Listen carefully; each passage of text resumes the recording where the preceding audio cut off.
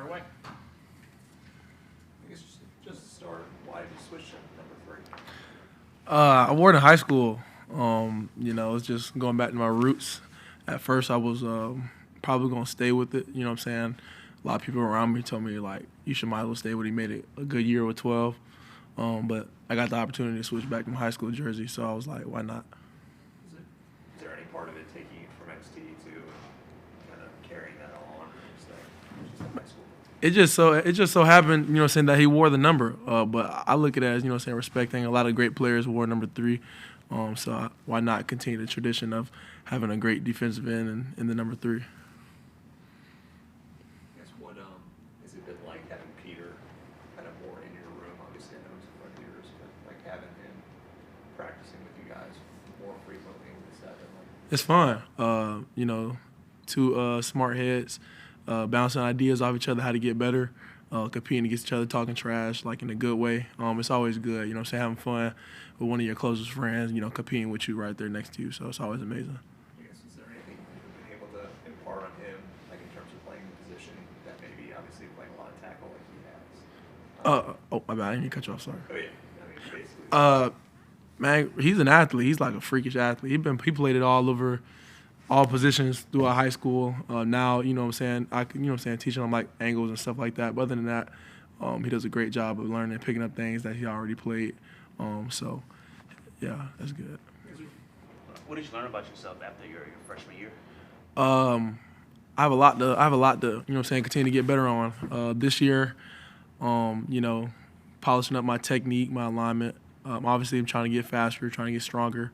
Now that a lot of scan schools have film on me, they can break down what I did wrong. So I'm just trying to figure out my bad habits or my keys that that give away offensive tackle or offensive line to scheme me up. I'm trying to do a better job at fixing the little things and elevating my game.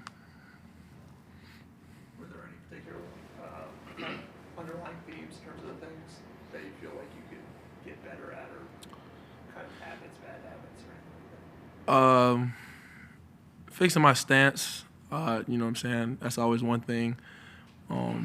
Always, trying to stay flexible, better shoulder turns whenever I'm in pass rush, things like that. Always, and then like hand-eye coordination, focusing where I should put my hands when I'm either taking on the block or pass rushing, like I said. So just the little key details. What about your stance? Just to keep my butt up and things like that. Nothing too drastic. I just want to make sure I'm not in no goofy stance when I get tired or anything like that. So. Were you surprised at all, though, last year, the kind of amount of success you had and, leading all freshmen in those categories that you did and having that kind of success that fast, that early? Surprised, no. I put in the work all off season to get better and just to work. My mindset really wasn't trying to go in and worry about like stats and things like that. I was just going out there playing the best I could for my brothers. That's always still the goal, to make sure I keep working and leading the D-line and the team as best I can, and let my work, show the outcome and things like that. Does that same motivation carry this year, so you don't have that sophomore slump, let's say? Yes, it does. I take every off season and I review and try to get better, because there's always gonna be something you can work on. Try not to get complacent or anything like that, because obviously, like you said, sophomore slump is a real thing, and I'm just trying my best not to do that. How has it been working under the D-line coach, Coach Rumph, him joining the team at December? It's amazing. He's teaching me a lot of things that I really didn't look at from a understanding a formation aspect and things like that. Just learning how to play faster, pre-snap reads and things like that. He's really been good. I feel like our NDs and stuff like that, he slows it down some just to teach us on why we're doing certain things and why it's like good to know certain things. So, you can help yourself play faster, help the linebackers, eventually helps the defense. What's been the biggest adjustment working with Intensity. I love it. He brings high intensity every day, demands high intensity. So we stepped up and bringing that high intensity to practice. It brought an effect to the whole D line and the whole defense in general. What's his level of expectations for you guys? obviously he expects the very most effort out of everybody. He knows we're not going to be perfect every rep, every play, but he expects us to soak in what he teaches us and get better as the day comes and as the week goes and as the season goes as well. What's one word you will use to describe the defensive end room? That's a good question.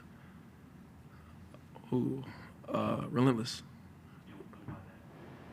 I feel like everybody that plays the defensive end, we're going to be relentless in everything we do, whether that's stopping the run, rushing the passer, getting to the ball, leading, working out. Anything we do, we're going to do it with relentless effort. So, I guess behind you and Peter, I guess who do you feel like are the defensive ends that have taken the biggest strides, I guess, thus far? Jaheim Lawson and Cade Denhoff, those two guys have been putting in the work right with me and Peter. I feel like they're making big improvements this spring. Our connection is getting a lot better. I want to talk about Jaheim Lawson for a little bit, man. He's coming along very well. He's getting bigger as well too. I see him making a good impact for our D line this upcoming fall. So. I think Coach Rumph was telling us that he was one of the top pass rushers in the room even last year. So what is improved so much with him, or is it just his pass rush is taking another jump, or what would you say? So for Jaheim, man, Jaheim's just a natural pass rusher. He's been in his family for years. Obviously, his brother being Shaq. Now that, Coach Rumph is here, he's been teaching him on why he does certain things. There's some things that Jaheim does is like you would not expect anybody to do. It's like he does it so natural, man. So it's like teaching him why he does certain things and when to use it and when not to use it. It's helped him tremendously. It's more of a field thing for him. So, man, it just comes natural to him, and it's really starting to show this spring. I guess what would be an example of one of those things? Is it like, using the spin over and up and under, or like what type of stuff does he do? Is it just natural? It's just natural for him. I feel like, like when the counter comes and things like that, his first move may not work. He instantly switches to power or, he goes up and under. That's really is what is improving. He doesn't get stuck in his rush. He turns quick to his next counter move. The other day, Phil told us the offense he thought won the scrimmage. Your thoughts on the other day? Did you think the offense got the better of y'all the other day? Offense had a real good day, and I love to see it. Obviously, as a defensive guy, you hate to see that, the offense win. But I look at it as, two sides of the ball competing. Defense, we're going to bounce back. We always look at the film, like the coaches say, the film, your day is never good as you seem or it's not as bad as you seem. So you always got to go back and watch it. There's some things that we can get better at, obviously, from both sides of the ball. But all we can do is take that scrimmage, put it in the pass, and just get better. He said after that, though, being that, he said, like, now we know we got to bring it on Wednesday because they're going to want to come back and get us. Is he accurate with that? Yeah. One thing about defense, we're not gonna let you we're not gonna fold. We won't break. We always gonna come back stronger. But they know that, and we all know that this is gonna be a good head-to-head. Scrimmage. So. How can you guys sustain? You guys have the number 8 total defense in FBS last year. How can you guys maintain, or even surpass that level heading to the fall? I just keep working.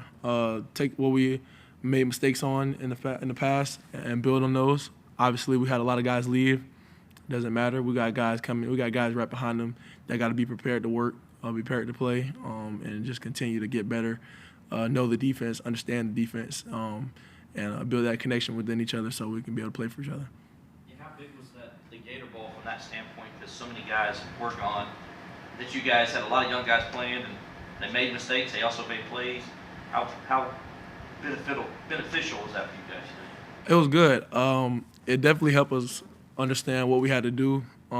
It was a great end to the season. Obviously, we didn't have the great start that we wanted, but it really showed that the details that we put into understanding what we had to do to finish off the season strong. Some young guys stepped up, like A.V. Shelton. They stepped up, and it was just really good for us, and it had some good momentum going into the offseason. TJ? Yeah, I just want to ask one question. Somebody had told me to ask you. Said you like to cook. Is that accurate? It is. Okay, tell me a little bit about what you like to cook. How good are you? Depends. You know what I'm saying? For me, I like ribs. So I take a 2-day process of marinate my ribs and a special sauce that I won't release. You know what I'm saying? I got it. You know what I'm saying? I had to make my own because XT, man. Everybody know XT had the best barbecue sauce on the team, so I had to make my own marinade that I've been trying to work on for a little bit. I'm still working on it, but I take a 2-day process for my ribs and I smoke them. Back home, I use a green egg, but I'm in the process of trying to get one here. So I take cooking it with a passion. So if I cook for you, that means like I really enjoy your company or something like that. So you do your own sauce, but do you do your own dry rub as well? No, I usually just use some seasonings. I get like them from a grocery store, but marinating is my type of deal. You won't release the recipe, but I guess what is the flavor profile? Is it like tangy? It's like a sweet heat almost. I ain't gonna say too much, but it's definitely got it got a heat to it. If you don't like spicy food, man, you know what I'm saying, you might not enjoy them. But I'm in good on the heat factor of my marinade, so that really takes the cake for it. Sports writers love ribs, so would you help us out? Maybe bring some one day. Man, I'll bring some, man, after spring ends, man, and you know what I'm saying, we getting in the May area. I got y'all, man. Why is the recipe a secret? It took me forever to try to make. I'm still in the process of fixing it, you know what I'm saying, down to the small detail, you know what I'm saying. So I got a few taste testers in my circle, so they can vouch for you. You can ask me about a team that's ever had my food, man. It gets serious. Everybody asks me every day for a plate, you know what I'm saying. So it's everybody knows I can cook real good. So what else besides ribs? What else you got? What did you do? I can cook chicken. I'm like a good baked mac and cheese guy. I can make really anything. I can grill steaks. I like mine like medium well. You know what I'm saying? What else? Like, yeah, both. I can do hibachi. I've made that before. What else? Spaghetti, like the basics and stuff like that. Nah, I ain't never made pot roast. See, one thing now, the crock pot, man, I don't know. I ain't really too big of a crock pot guy. You know what I'm saying? I can make oxtails. I can make your crab boils. I can make that. That's not too hard. But crock pot is where anybody can get me. So. You got some improving to do, is what you're saying. Yeah. Cooking is a skill, but you know what I'm saying, you can always learn. You never mastered it until you get to the top, and I ain't at the top yet. So, but I definitely say I'm the best on the team though. What's one meal you do want to cook one day? Eventually, I'm gonna make stromboli, if you know what that is. It's like a giant hot pocket. My dad makes it, but for me, I know how to do it, but then again, I want to make it again. It's been a minute since you said that. I might make that this weekend. So, yeah. You said your dad makes did you get this from somebody in the family? Like, who's the cook that taught you? My dad. I kind of just watched him when I was 12. Man, I cooked Thanksgiving.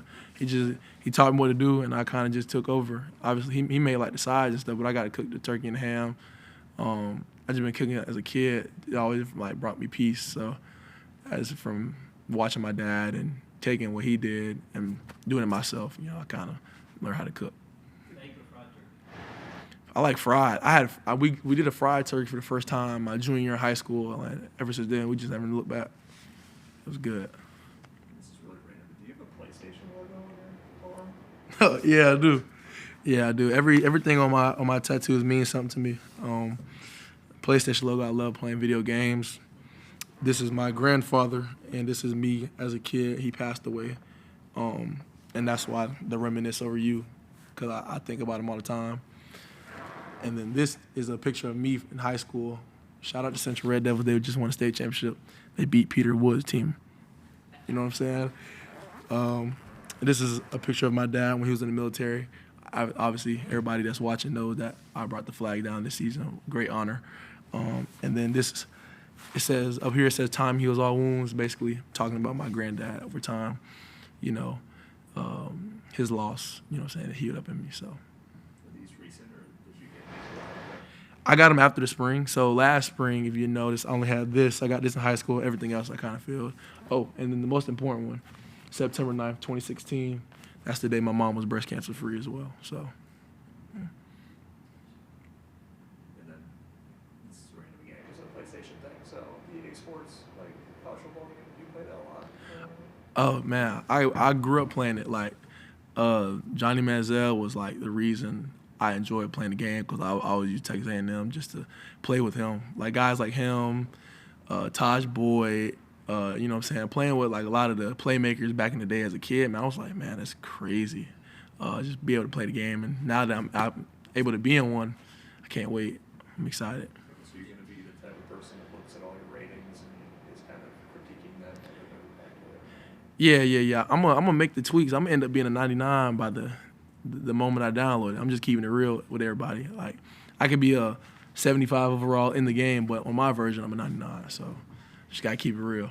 You said you played Taj Boyd, so did you tell Taj that when you met him? No, I didn't tell him that. This would be the first time I actually said that. You know what I'm saying? Like my dad's a big Clemson guy. He was a Clemson guy before I was even born. So I always like grew up watching them. But it was always good to play with him because I just seen him play him with Sammy Watkins and Diop and all them was crazy. So Was it a little surreal when you met Taj then, knowing that you played him in a video game? it was like that with a lot of people in this building. Like I was like, man, I grew up watching you on TV.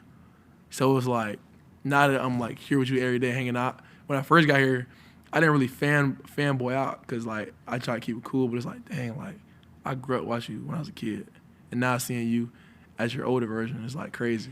So, yeah. Anybody else for TJ? All right, TJ. Thank you, man. Thank you guys.